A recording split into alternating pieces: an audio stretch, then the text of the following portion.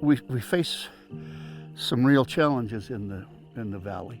The pressure is always development, trying to manage that growth in a way that still maintains at least a semblance of the feeling of the uniqueness of the entire area.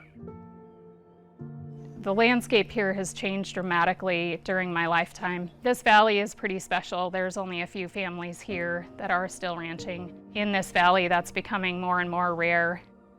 If we lose these spaces, our wildlife, our water, and our way of life are all at risk. And this is part of our identity and our heritage here. And if we don't have that, it won't be the place that it is now. We live in this amazing community with awesome places to go, but those awesome places are slowly disappearing. This place wouldn't be what it was without having all this beautiful open space. To understand that we live in a community where half of our students have these experiences and half of ours don't, there are a lot of barriers in the way. We're throwing away community and allowing this speculation, which is destroying the special place it has been in the years past.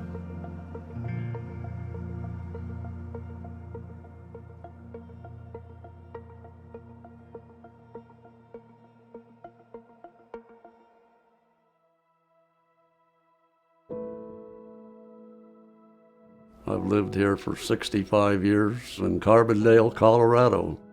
This land, as it is now, defines who we are. We love the open space. Where we live, nature abounds, and everybody wants part of it. It's a beautiful place to live. Makes work a little handier. The rancher would like to leave the land better than what he had it. That's their goal, you know. That was the dream we had. We wanted to have it be the way it is in perpetuity, and we're delighted that it will always be the way you see it now. I have kind of a unique perspective because having been a part of a family that is a landowner, what benefits accrue philosophically, if you will, about knowing that you have done something to set aside a piece of property that is special to you and that will be special to the future generations.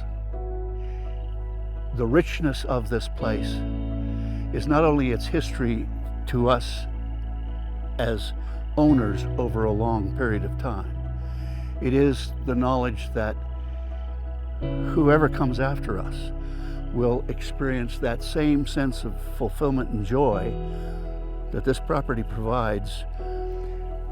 It's very satisfying to know that our efforts have and will amount to the eternal joy that someone will receive from it. I think the only way some of these lands will be in agriculture or will be able to be is through conservation, because the pressures outside of that are too great.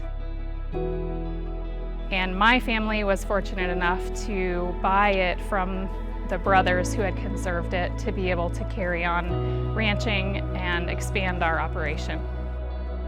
I think we're very fortunate to have a space like this, and the ranchers before us who had the vision to preserve this. I think we have these open spaces, and that's partly what makes it so beautiful and still functional as a full ecosystem. It's all tied together, and preserving these spaces is really crucial to maintaining that heritage. What does it look like and feel like to me? It feels mostly like nature, and that's what we want to keep it as.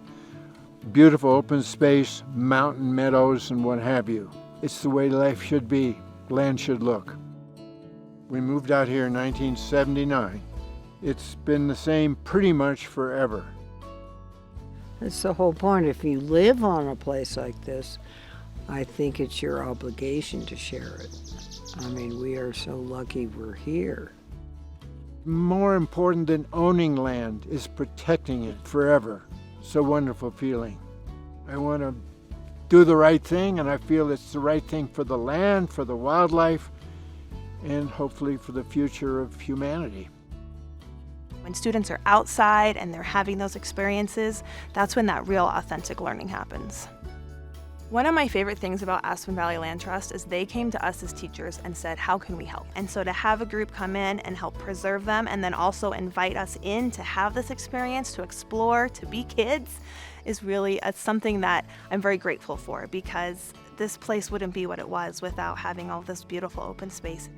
And we want everyone to have these experiences. We want everyone to enjoy and love the outdoors like we do. I think just about everybody in Colorado is here for nature in some level. And there's a lot of people here for this reason, and it's getting increasingly crowded and increasingly busy. And everybody here has a right to be here, whether you've been here 100 years or 2 years or 2 months. I mean, you've got a right to be here and to enjoy this place.